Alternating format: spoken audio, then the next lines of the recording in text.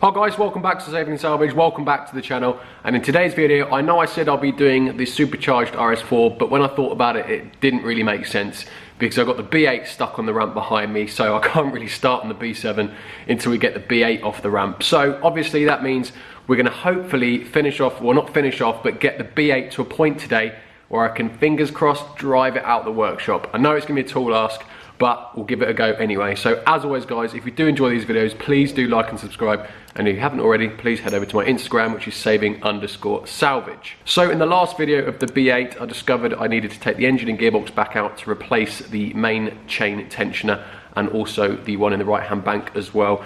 So what I've done is videoed parts of the rebuild. So as I mentioned, I went onto my Instagram and did some lives over when I was doing the all-nighter, which turned out to be half a night because I needed a part. So what I've done is I've just taken random snippets of footage of parts that I haven't shown you before because I don't want to go over the whole rebuild. I've done it 2 or 3 times before. So basically you're just going to see a bit of footage just during the process, and I'll butt in here and there on an important part. So guys, we're going to go back to getting the engine and gearbox out, go through the rebuild of the rebuild, and that should bring me up to where I am now. So let's go back a few days. So I was filming last night, I was on Instagram doing a few stories, I was in the workshop last night and I was going to do everything last night. So I had the gearbox off, timing chain cover off, everything, and I was swapping out the tensioners, the main tensioner here, look, and I come across an issue. Now I've tested the tensioner, it's still, this is the old one, it still looks absolutely fine, it's no different to the new one at all. However, my O-ring, which sits in here, had a bit of a nick on it. Now, I don't really know how that's happened, but I'm wondering if that is the reason that it hasn't been able to get correct oil pressure. I'm assuming. So maybe oil was bypassing the slight tear in the O-ring, which is causing the tensioner to not have the correct amount of pressure, which is why the chain was loose. Now, it still doesn't really help me now solve my issue of not the timing coming back on itself, but this tensioner is identical to the new one, so I don't know. But anyway, I'm going to replace that, new O-ring which I've just gone and picked up, new tensioner, new chain. I'm going to put everything back together now and see what it looks like.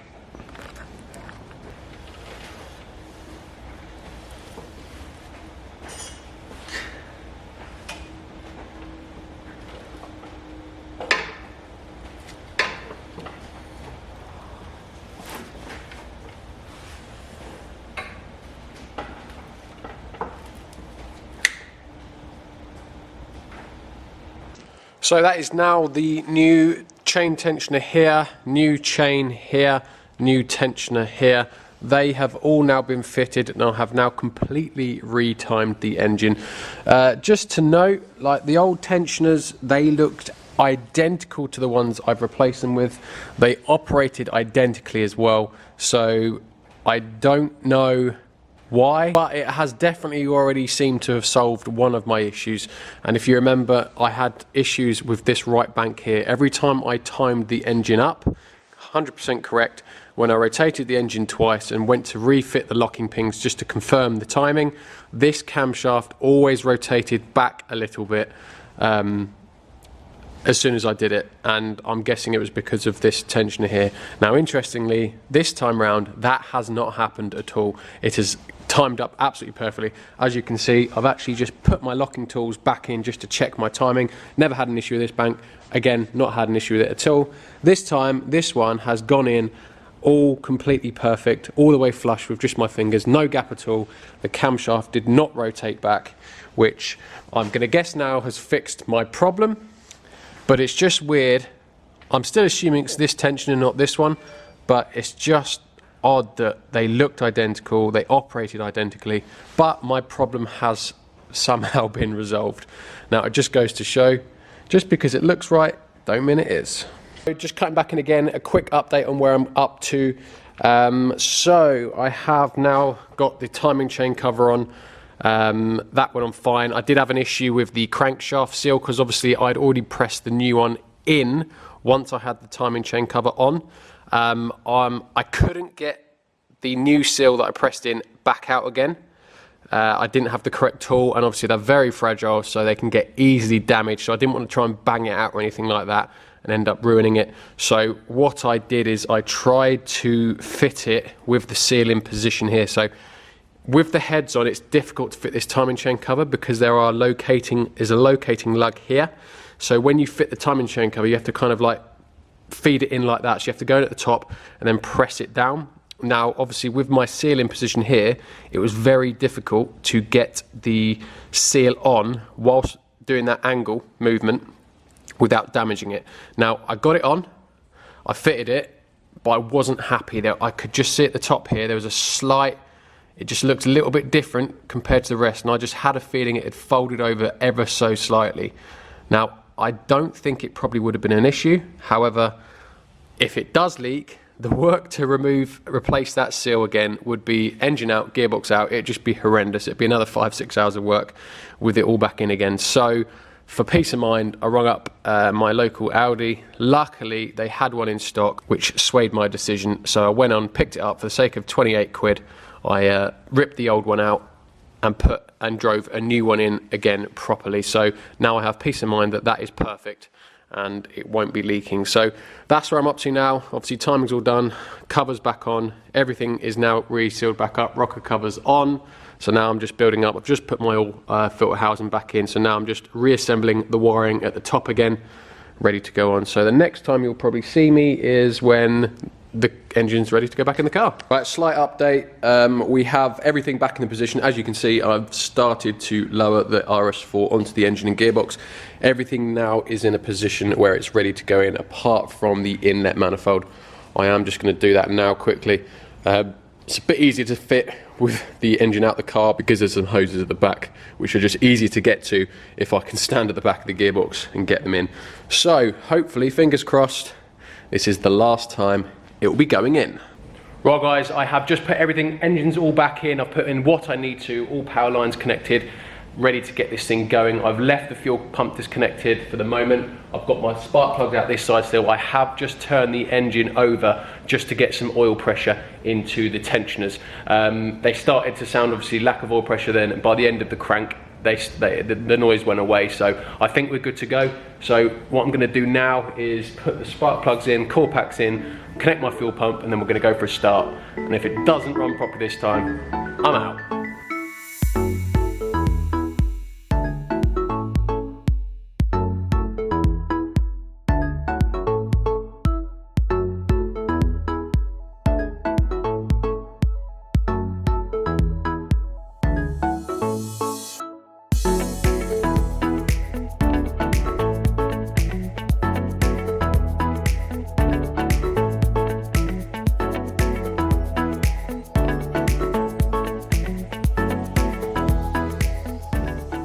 Right, just connected everything, fuel pump's all connected, so now what I've got to do is give it a go.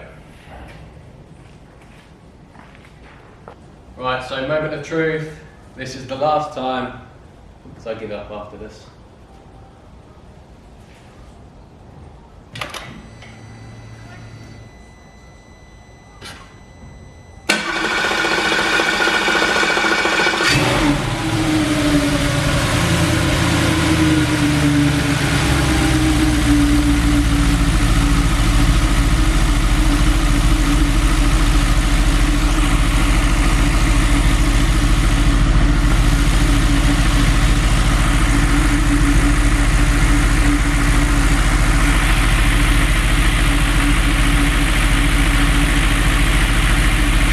Freaking sweet!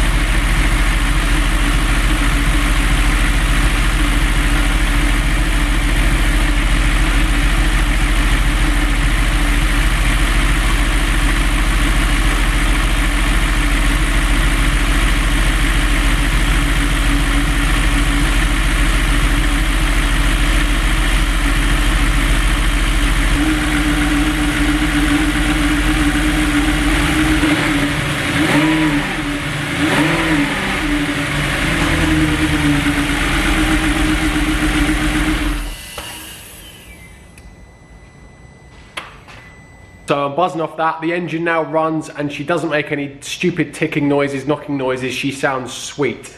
Every so often it's a little bit lumpy, but I can forgive it at the moment. It probably hasn't run for the best part of 7 or 8 months.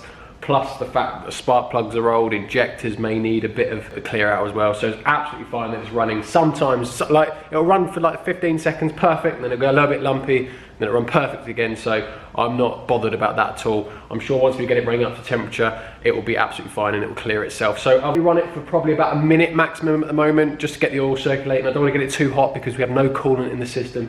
So obviously the next thing I'm now going to do is put my front member back on, which I've never done before. So now I'm going into unknown territory. So I'm going to put the front member back on, connect my radiator, connect all the coolant pipes up I can find, and then start putting coolant through the system. And then I can properly let the engine run up to temperature. So that is the next step.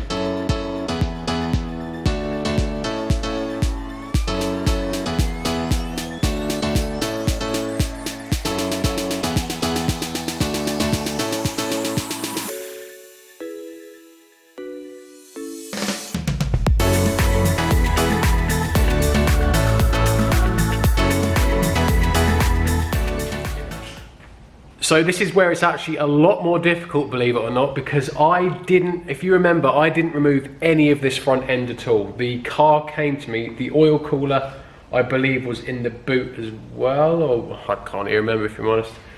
I think it was in the boot, because I don't remember it being attached. I got the car like this. So I have no clue about the routing of any of these cables, wires, anything like this, because I just did not take them off. So believe it or not, this is probably one of the most difficult parts now. I'm just slowly building up, working out what goes where. I've put my auxiliary belt on, I've put all the coolant hoses on that I can see. I've attached all the clips that I can see as well. Basically, I'm just trying to do what I can here, because once I fit the front panel, it's going to be very difficult to go back and do bits like fit this aircon pipe, fit like hose clips on pipes. They're going to be very difficult to do once the front panel's on. So I'm just trying to eliminate any stress going forward. I mean, I've got this cable here, I'm pretty sure it goes over there, but I'm not 100% at the minute. So what I'm going to do is I'm going to put the front panel on now. I think the actual radiator sits in front of the panel from what I can see, but I don't know, we'll give it a go.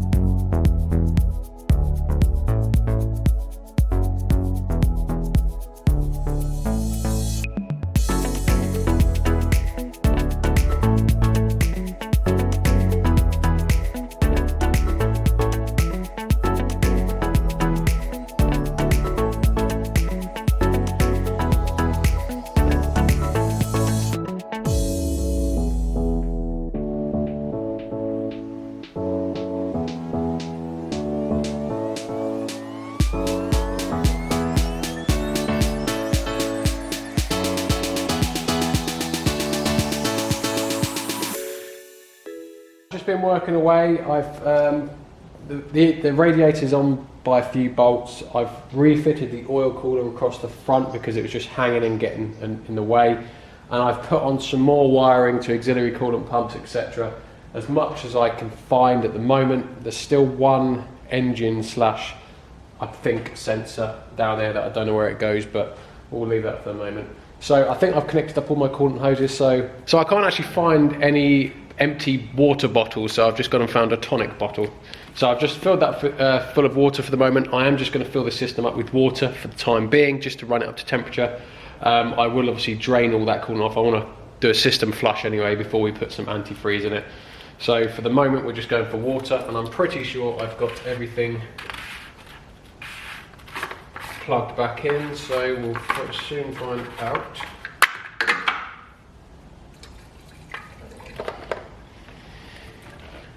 Alright, so the only thing dripping on the floor at the minute is my bad aiming. So I've that's a litre in. What I'm going to do is I'm going to stick another litre in, and then I'm going to start the engine, and hopefully we can start getting this up to temperature. Right, she's got a couple of litres in. Let's start her up and see what happens.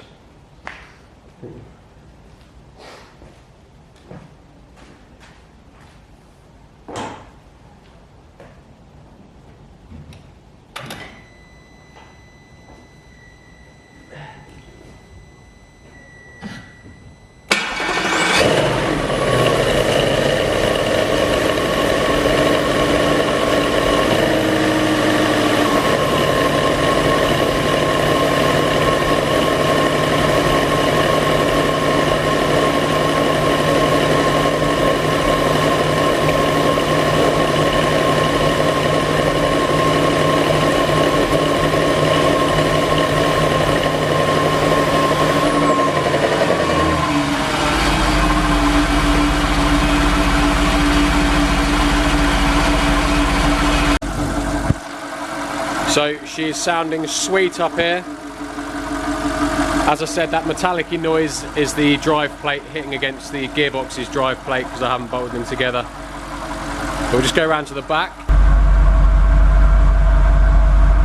She's sounding sweet, purring away.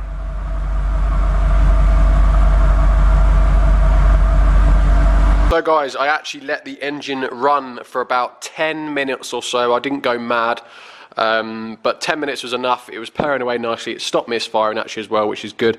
So oh look at that as well. There's no oil leaks, there's no coolant leaks. I know I'm not getting ahead of myself. It has only been 10 minutes under idle, but that's a very good start. So what I've been doing actually is connecting up my brakes. So I've just loosely connected my brakes, my suspension at the bottom here. I've just put nuts and bolts in, nothing major. I've just got to put some nuts and bolts in my top arms as well, this side and the near side. I'll connect a few cables, and just my goal for today, guys, is just to drive it off the ramp. I may not get it out the workshop because it is currently snowing outside, but if I can get it to a position where all I've got to do is drive it out, then that is the aim, and then we can start on the B7 Supercharge. What I've also done as well, I've got to say, I've connected the gearbox drive plate to the engine's drive plate, so they are now connected. I have only done it with 2 bolts for the moment because it's quite hard to actually turn the engine over now the front end's on, classic, and put the bolts in. So I've got 2 in there at the minute, which is more than enough for the moment. I've also connected my gearbox oil cooler pipes to the radiator, so hopefully when we turn the engine on, obviously the gearbox pump will be pumping now, so that should all be fine. I don't know how much oil is in the gearbox, don't worry, we will be changing it, but I think for the benefit of this video, there will be enough just to drive it in and out of the workshop, so that'll be fine. I think that's pretty much up to date. So let's now just finish off. I'm going to get the wheels on, get some brakes on, and hopefully it will drive.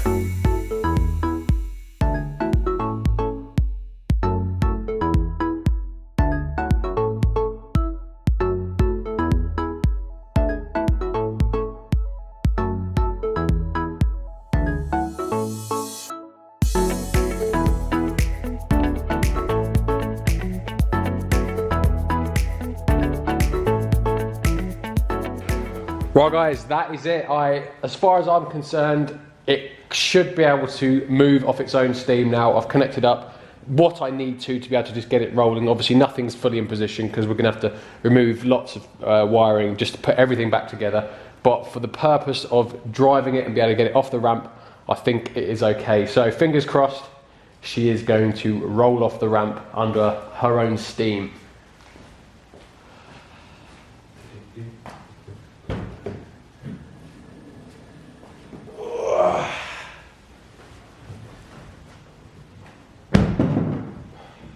This feels weird. Must be fine.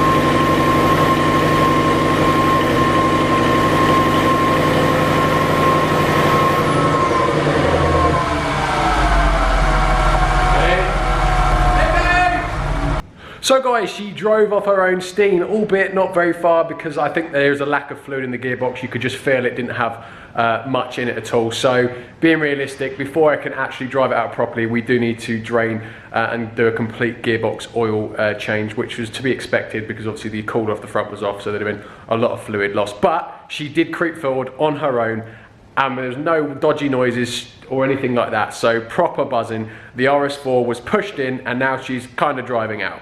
So massive, massive step forward on this, guys. So that does mean, guys, now that the ramp can be easily accessible, so we can get the RS4 out, that means we can get the supercharged one in the next video, guys. So as always, thank you very much for watching, and thank God she runs.